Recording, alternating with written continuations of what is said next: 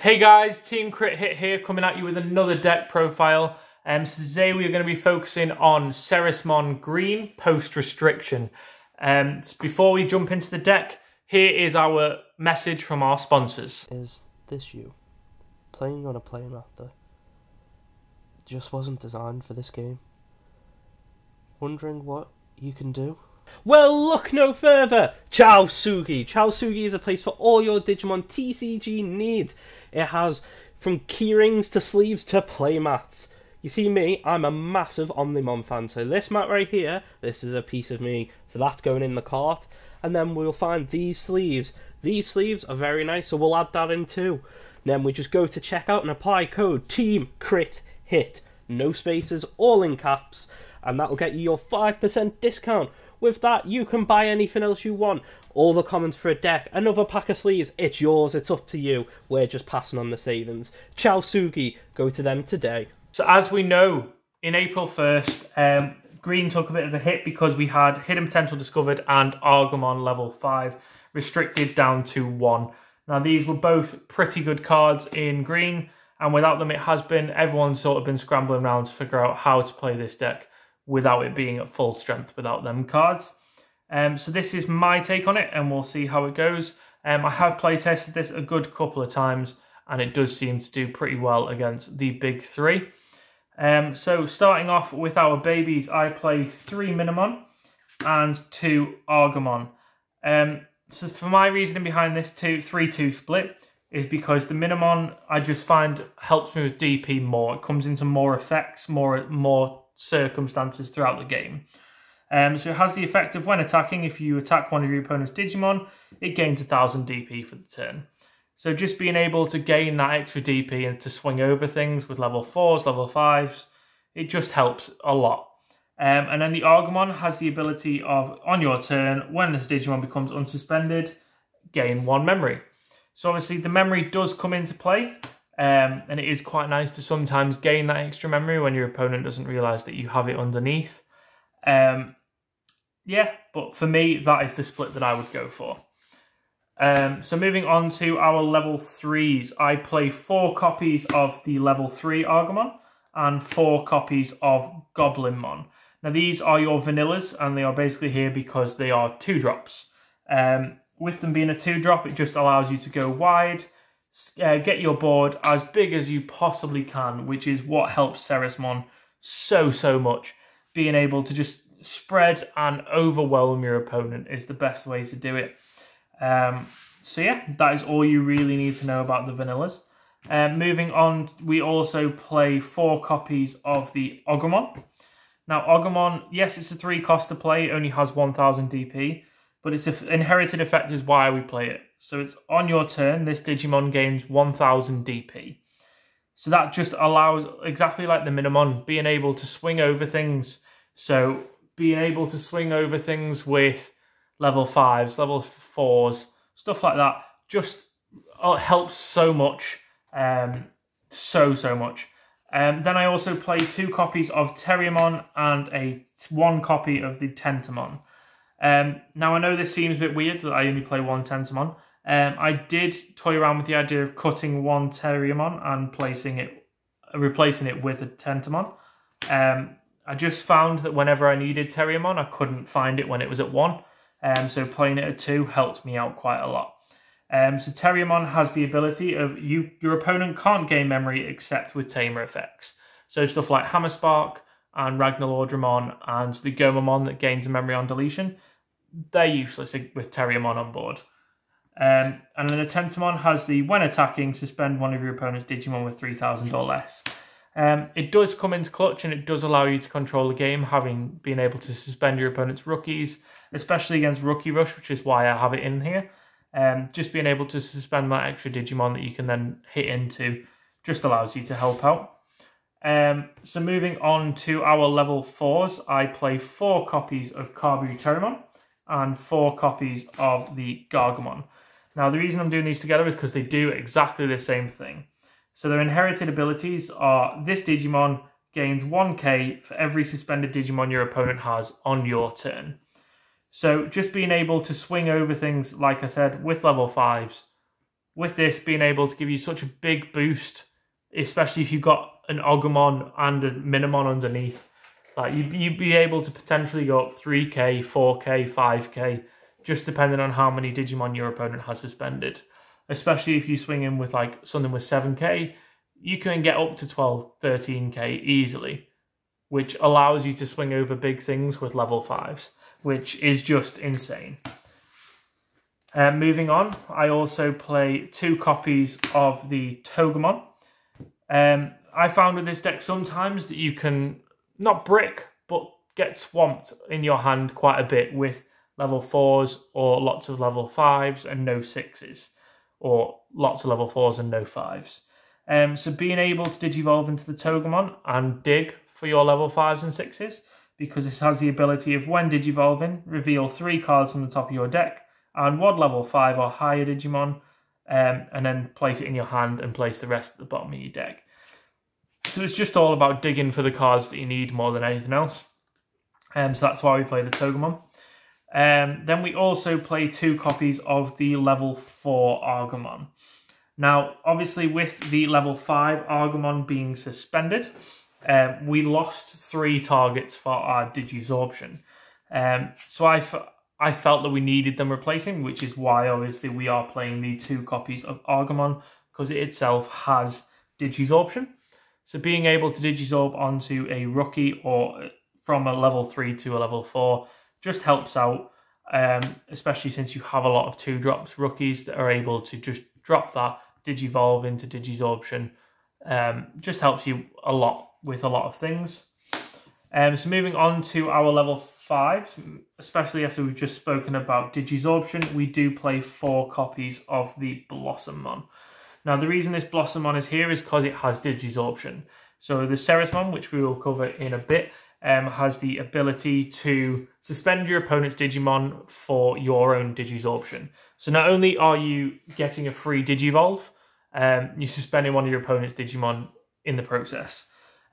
Also, like I said, it has 7k DP, so being able to swing with a Blossomon that has maybe a Gargomon and an Agumon underneath it, potentially raising it up to 10, 12k, really helps you block over things.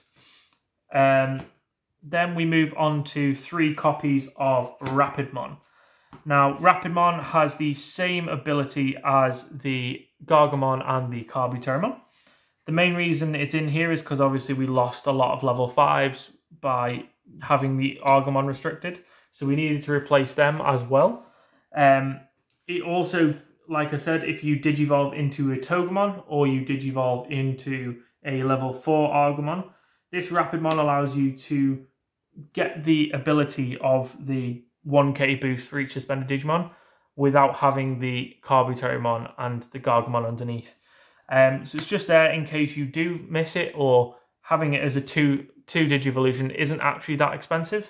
And having it as a 6-drop as well, obviously if you do end up bricked, 6 is a lot better than a 7 or an 8. So that's the main reason it's in here, and obviously with the 6k it can swing over things as well. Moving on, we have 2 copies of Cherrymon. Now I know a lot of people will scream and say, why aren't you playing 4 Woodmon? For me, I found that because of the fact that I was playing a lot of level 4s already, it just became too clunky. So I wanted to play the level 4 Agumons, because obviously it gives me more Digizorption targets. But obviously that meant that I had to take that space for the Agumons and the Togemons, because it's consistency more than anything else. Obviously I want to play blockers, which is why I'm playing the 2 Cherrymon. But that is the main reason behind it. I have level 5s that I can still block with. And also it doesn't have the added restriction of having its 2 costs to attack. It can attack for free, and also having a 7k DP also helps you block over things like level 4s, level 5s, stuff like that. And that's the main reason I play the 2 Cherrymon. So moving on to our last level 5 is the level 5 Agumon. Obviously it is restricted to 1, so we are limited to only playing the 1, but again, it is another Digizortion target and has the ability of, when attacking, you may play one green level 3 Digimon from your hand suspended without paying its memory cost. So just being able to go wide a lot faster. Obviously, you've got the level 4 Argomons that you can then suspend using Ceresmon, using your opponent's stuff. It just helps out a lot, and it helps out going wide constantly. So obviously, it is a one-of, so we have to play it at 1. So moving on to our level 6s, we play 4 of the shiny big boy himself. It is Ceresmon. Obviously, if you can pick up the alt arts, they are insanely beautiful. So if you can pick them up, I would advise it.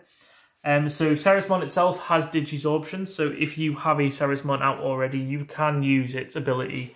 You can use the Ceresmon to rest your opponent's Digimon to get into another Ceresmon, which is just a bit nuts that you can Digivolve a Ceresmon for 2 just by resting something, whether it's your Digimon or your opponent's Digimon.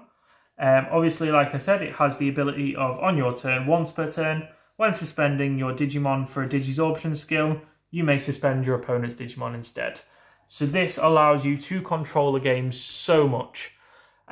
Being able to suspend your opponent's big guys or level 5s to be able to stop them from getting to level 6s and doing damage to you just helps out a lot and helps you control the game so much. So Ceresmon is our main fighter in the deck. Obviously, we do play Mega Galgamon, so we play 2 copies of Mega Galgamon. When Hiddenspencer Discovered got hit, he did take a bit of a hit because now you do have to fully Digivolve him for 4. But his effect more than makes up for that. So when Digivolving, suspend one of your opponent's Digimon and it doesn't unsuspend during your opponent's next unsuspend phase. And you can choose something that's already suspended and keep it suspended, which just allows you to control the board again, just like Ceresmon. The whole point is keeping your Digimon your opponent's Digimon suspended, and go from there. His other effect is, on your turn, if your opponent has a suspended Digimon, he gets security attack +1. So he's able to do 2 damage just for having your opponent having a suspended Digimon. So they think twice about attacking. I also play 1 copy of Banjo Stingmon. Now, Banjo Stingmon, I was toying around with 2, but I found, especially with my locals and where I play and the way that I want to build this deck, a lot of people I know play Shine Greymon.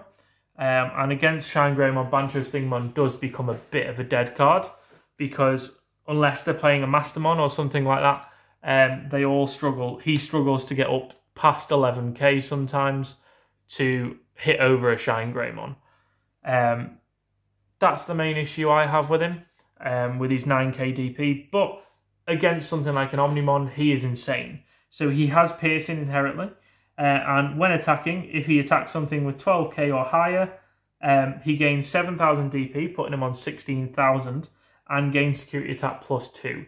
So not only does he have piercing, but he can attack a Digimon, gain DP, and hit for 3 security. Obviously, there is a limitation of it has to be 12k or more, but that is the reason Banjo Stingmon is in here. I also play 1 copy of the level 6 Augment for our final Digizortion target to replace the level 5 Augment. So the level 6 Augment has Digizortion -3, so it can Digivolve for 2. And also has the ability of, on your turn, for each of your suspended Digimon, he gains security attack +1. So against in the mirror match and things like that, you can bring him out and you'll be able to swing for a bit more if your opponent is trying to control your board. So for option cards, I play 2 Flower Cannon. Now, Flower Cannon for me is a must in this deck, just because of the fact that it's slowed down quite a bit because of the limit of Hiddenspencer Discovered. So having Flower Cannon in this deck just helps out so much. Being able to spend your opponent's Digimon if you need to. If you don't always have something to Digizorb, you can suspend your opponent's Digimon this way instead. And it also has the insane security effect of suspend all of your opponent's Digimon without blocker. So obviously, you are suspending a lot of Digimon if your opponent has a lot of Digimon. The downside is no blockers, but if you suspend it, if you need to suspend a blocker, you can always just play it from hand. And it just helps out close games as well if needs be. Then we do play 1 copy of Hidden Potential Discovered. Now this card is too broken not to play the 1 copy, even though it is restricted to 1. So it's the next time you Digivolve one of your green Digimon, you may suspend one of your Digimon to reduce the memory cost by 5. So that is basically every single green Digimon can Digivolve for free if you are playing Hidden Potential Discovered. So if you are Digivolving, you can Digivolve a Ceresmon for free. Obviously you are having to suspend a Digimon, but that's a small price to pay for getting out a Ceresmon for free. It is just a very good card. And finally, we do play 2 copies of the Mimi. Now, Mimi, for me, is one of the best tamers in the game. So not only is she a memory tamer, so you gain the 3 memory onto your opponent passes you turn.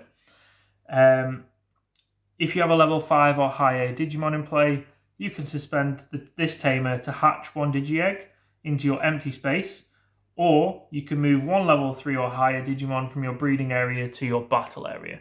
So the amount of games that Mimi has won for me just by my opponent not realising she's there, or being able to suspend something that I've just hatched and then can raise and swing with it straight away, it just helps out a lot. So Mimi is an insanely good card. But that rounds up our deck list for today. So if you do have any comments or questions, leave them down below. If you've enjoyed today's video, just like and click the subscribe button. And then thank you for watching, guys, and we'll see you soon. Crit Hit Games. Crit Hit Games are a gaming cafe that specialise in everything tabletop, whether your passion be D&D, whether it be board games, or whether your passion be card games like us. Crit Hit has something for you. What they also have is a store there. Once COVID regulations have passed and we can all go back, I would recommend visiting in Liverpool. That store has some of the most friendly and welcoming staff that you could ever ask for. So guys, please go and support Crit Hit, especially because they're supporting you. What they have done is they've gone out on their own and they've supplied us with a discount code for you all. What the discount code is Crit Hit DigiTeam. I'll leave that on the screen for you. So go through the store, pick up your miniatures, put that in at the checkout, and you're all ready to go. So see you next time, guys.